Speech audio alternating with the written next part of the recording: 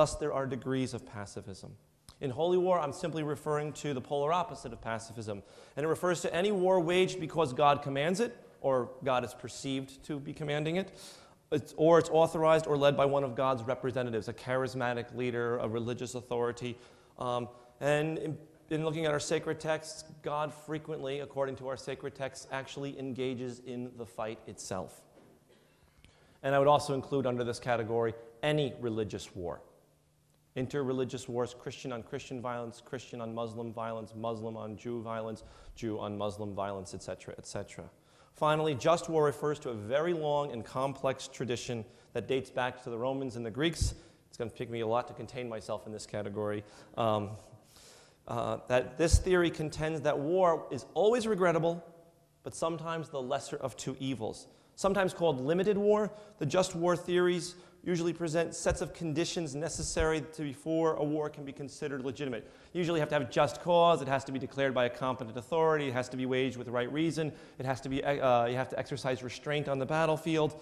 You can't kill prisoners of war, you have to honor surrender flags, that kind of stuff. And again, in the just war tradition even, there are those who interpret those criterion liberally and those who interpret them very strictly. In some sense, I find it better actually to present these camps on a continuum of approaches because there's not high walls between pacifism and just war theory or just war theory and holy war theory. Rather, there are degrees within them and they start to blend and overlap with one another. In my book and in my course on War and Peace, I actually ask my students to put an X on the line as to where they are at the beginning of the semester, where they are at the middle of the semester, and where they are at the end of the semester. And people start to say, I don't know exactly where I fit, I just fit somewhere in this area. So they're not really distinct camps. So, the major million-dollar question tonight. How is it that all three of these faiths can affirm belief in one God, a God of peace, and at the same time have within their traditions concepts of limited, justified, and holy war? Let's get into it. The Jewish, or the holy war tradition in Judaism. The Hebrew Bible, for Christians, this is the Old Testament. There is a litany of holy wars and acts of divine violence. Most occur in the Exodus story. God hardens the hearts of the Egyptians as they are pursuing the Israelites and forces them, in essence, to chase after them across the Red Sea, only to meet their own death being drowned. The Amalekites are mowed down by the Israelite army so long as Moses has his arms raised high and God helps along in the fight. Afterwards, the Israelites are commanded to enforce what's called the ban. God commands the Israelite army to hand over to God through slaughter every living thing, every man, woman, child, elderly person, livestock, and also inanimate objects like gold and silver. The only thing that's spared from the ban is the trees. The ban is enforced repeated times throughout the Exodus story. The Canaanites are destroyed when God commands the Israelites should, quote, show no pity, make no covenants with them, utterly annihilate them. And then there's other events which Jim Carroll pointed out in the last lecture by the center. There is the global genocide in the story of Noah, and then you also have just the wonderful events at Jericho. Thus, the road to the promised land is paved in blood.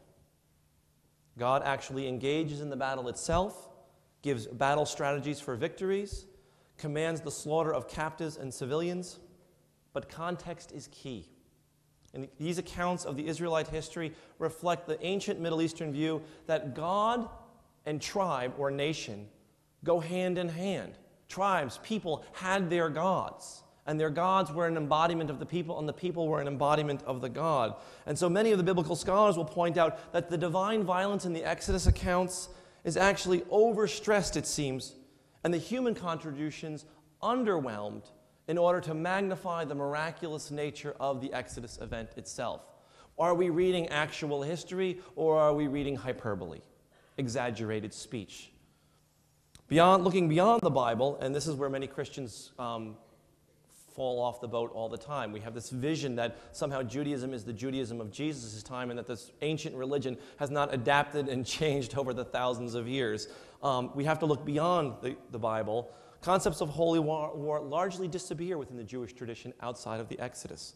Measured against thousands of years of Jewish history, holy war in Judaism is an historical oddity, reserved primarily, almost exclusively, to the Exodus event itself. Sure, ideas of holy war and God intervening pop up in Jewish history every once in a while, but they are anomalies in Jewish history. The most recent examples in the late 60s and early 70s, many of the Zionist movement started to claim that claiming Palestinian lands was part of the claiming of the promised land and divinely commanded and this warranted violence. But if you look at the long spans of Jewish history, outside of the Exodus story, holy war has no place in Judaism. Turning to Christianity, biblical support for the Christian holy war concept is weak. But that doesn't mean there isn't a holy war tradition within Christianity. There is some even in the Bible, which many Christians like to look over. Jesus did not preach nothing but warm and fuzzy unconditional love.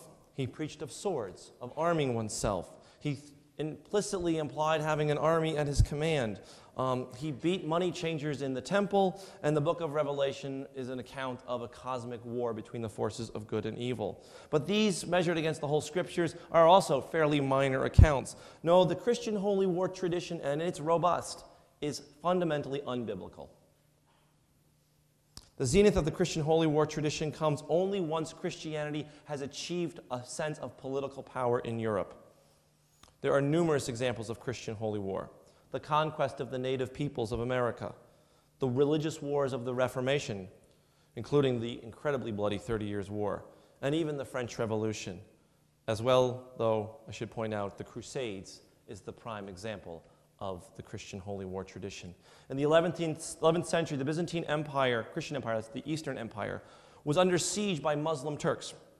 The emperor called out to his former enemy, the Pope of Rome, asking for help. Pope Urban II in 1095 answers that call by calling for the First Crusade, literally translates War of the Cross, or Holy War. In his sermon in Clermont, he promises that anyone who fights in this crusade will, one, be rewarded with financially. They'll get war booty. You get to take stuff, plunder. Two, that this holy war will bring peace to Europe because they will stop their infighting amongst themselves and turn their attention to the infidels, the Muslims. Let's stop killing each other. Let's go kill them instead. Forgiveness of sins is promised to anyone who undertakes the crusade. And finally, if you should be so unfortunate as to actually die on a crusade, well, don't worry. Your reward in heaven will be great. All who die fighting in the crusade go to heaven, just like all dogs do. The account of his sermon ends with the crowd spontaneously erupting, "God wills it, God wills it, God wills it," thus ordaining the first Christian holy war. While most Christians like to dismiss the concept of holy war as archaic, the tradition is hardly dead and gone. Televangelist Pat Robertson characterized the events of 9/11 as a clash between violent Muslims and a Christian America, as a test of America's faith and a punishment for America abandoning God's ways. Vice presidential candidate Sarah Palin showed up on YouTube speaking at a seminary in which she claimed that the events of 9/11 and the war in Iraq was God's testing of America. Franklin Graham, son of Billy Graham, said, quote, "We are not attacking Islam. Islam has attacked us. The God of Islam is not the same God. He's not the Son of God of the Christian or even Judeo-Christian faith. It's a different God and a very evil and wicked religion." And I save Benny Hinn for the last. We are on God's side. This is a war between God and the devil. The Muslim traditions on war and peace center on one word. How do you interpret jihad?